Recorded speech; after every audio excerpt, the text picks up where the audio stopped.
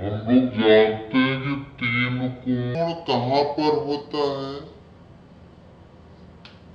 तो किसी भी ट्रायंगल में कोई भी त्रिभुज आप लीजिए, इसमें तीन कोण होते हैं। कोई भी त्रिभुज लीजिए, वो समबाहु त्रिभुज लीजिए, विषमबाहु त्रिभुज लीजिए या समकोण त्रिभुज लीजिए, उसमें तीन कोण होता है। तो चूंकि हम लोग त्रिकोणमिति पढ़ने जा रहे हैं, तो हम लोग त्रिकोणमिति के अंतर्गत समकोण त्रिभुज की बात करते हैं। हम लोग टोटली यह भी कह सकते हैं कि पूरी की पूरी त्रिकोणमिति इसी समकोण त्रिभुज पर केंद्रित होती है। तो कक्षा 9 में हम लोगों ने पढ़ा था त्रिभुज के बारे में, त्रिभुज के बेसिक के बारे में, त्रिभुज कितने प्रकार के होते हैं, उसकी प्रॉपर्टी के बारे में। तो उसके तरफ मैं डिटेल उसके तरफ मैं नहीं जाना चाहता हूँ। मैं ये मान के चलता हूँ कि आपको समकोण त्रिभुज के बारे में पता है। तो केवल समकोण त्रिभुज के बारे में कुछ चीज़ें हम लोग जान लेते हैं कि वो क्या है। समकोण त्रिभुज हम लोग जानते हैं कि जिसका एक कोण समकोण होता है। तो शेष जो दो कोण बचे, ये दोनों न्यून कोण होंगे, अर्थात 90 अंश से कम होंगे, लेकिन दोनों का जो योगफल होगा वो 90 अंश होगा, समकोण होगा। बची इनकी साइड्स, ये भुजाएं। तो समकोण त्रिभुज की जो भुजाएं होती हैं, इनका कुछ स्पेसिफिक नेम होता है। 90 अंश के ठीक सामने वाली भुजा को हम लोग कर्ण के नाम से जानते हैं। अगर ये थीटा है तो थीटा के सामने वाली भुजा को हम लोग लंब के नाम से जानते हैं, और थीटा के साथ वाली भुजा को हम लोग आधार के नाम से जानते हैं। कर्ण को हम लोग इंग्लिश में हाइपोटेनस बोलते हैं, इसको परपेंडिकुलर बोलते हैं, और आधार को बेस बोला जाता है।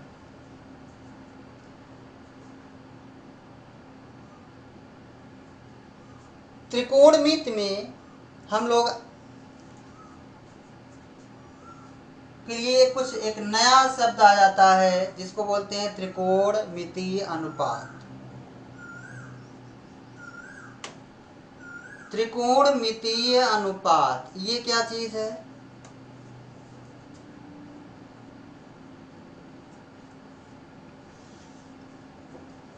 त्रिकोणमितीय अनुपात, त्रिकोणमितीय अनुपात जैसे साइन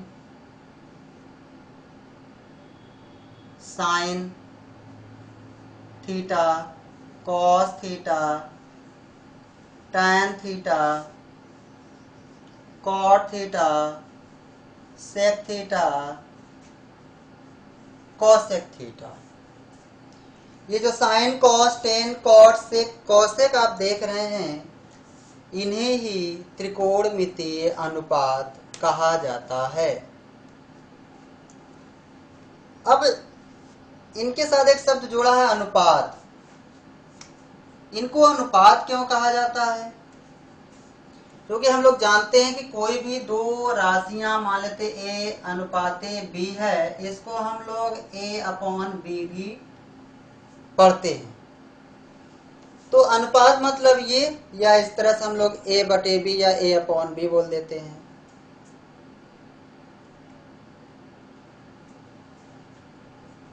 इसका मतलब कुछ ऐसा ही इनके साथ भी होगा, तभी तो इनको हम अनुपात बोलेंगे। तो यस, इनके साथ भी ऐसा ही कुछ होता है। ये sign, cos, tan, cot, sec, cosec जो होता है, इसी समकोण त्रिभुज की तीनों भुजाओं में से किन्हीं दो भुजाओं के ये अनुपात होते हैं। जैसे साइन जो होगा लंब और कर्ण का अनुपात होता है, यानी साइन थीटा अपॉन होता है लंब बटे कर्ण।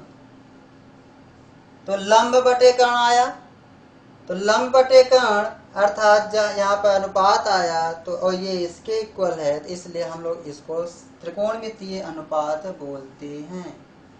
कॉस थीटा बराबर क्या होगा? आधार बटे कर्ण। कॉस जो होता है वो आधार बटे कर्ण होता है। इसी तरह tan थीटा लंब और आधार का अनुपात होता है, लंब बटे आधार। इसी तरह से कॉट से कोसेक भी, जो कॉट होगा वो इसी tan को बदल दो, अपोजिट कर दो, यानी आधार बटे लंब, ये आपका कॉट हो जाता है। इसी तरह से इस कॉस को पलट कर लिख दो,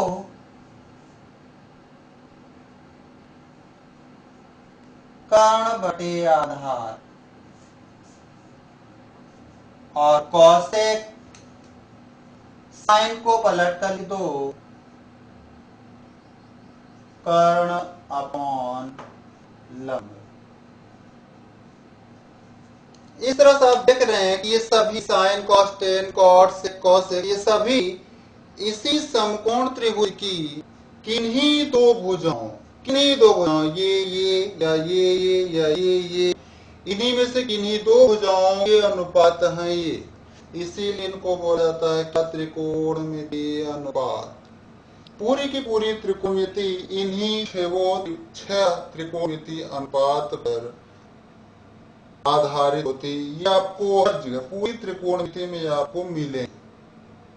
तो आपने देखा कि इनको हम त्रिकोणमितीय अनुपात क्यों कहते हैं, क्योंकि यह कोण त्रिभुज के किन्हीं दो भुजाओं के अनुपात होते हैं। अब बात आती है इनके साथ जो ये थीटा लगा है, इसका मतलब है थीटा मतलब है कोण। यहाँ पर हम लोग ने इसको थीटा बोला है, कोण को आप थीटा, राशि अल्फा, ये बीटा,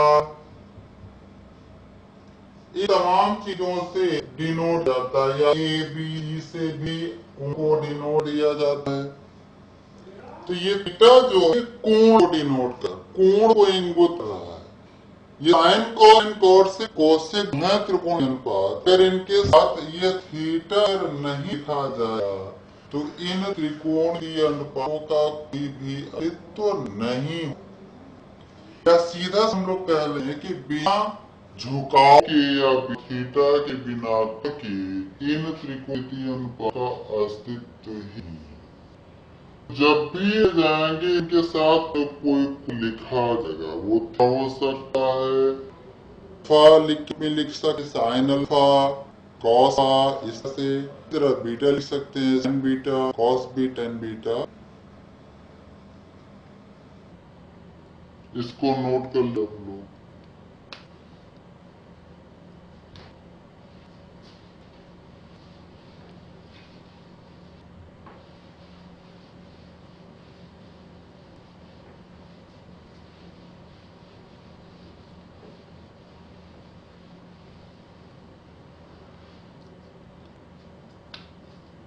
आपने देखा कि साइन थीटा, कोटा, थीटा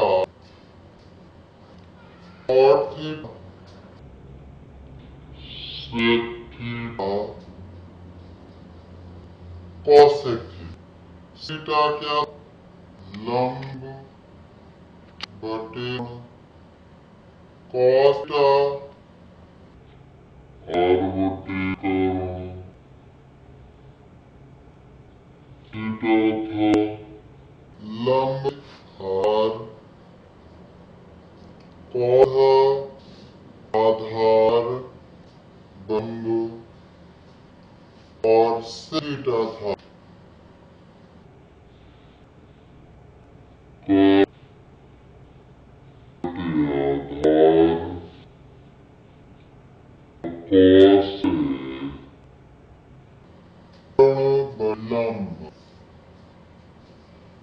आइए इन तीन सभी आपस संबंध ध्यान देखिए।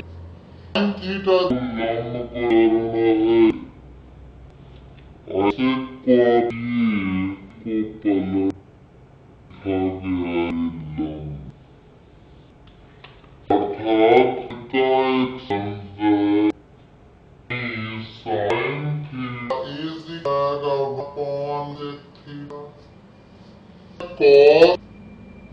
और सिख को ध्यान से और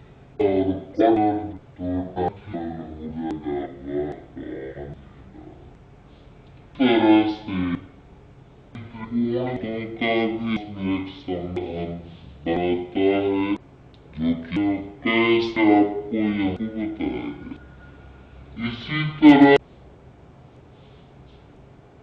थीटा का एक मान हो जो कि थीटा cos है और थीटा इक्वल है cos थीटा।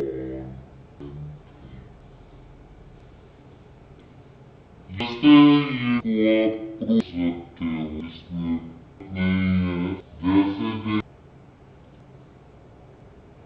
साइन के बराबर 1/, और इसे दो बटे साइन थीटा cos थीटा होता है, थीटा बटे sin थीटा का कौन है, हम कर दे क्या होता है r बटे। तो ये कैसे आएगा, बचेगा नंबर हार, और इधर sin कौन cos, और इधर हार। ये हार अगर हमसे देखो आएगा हार,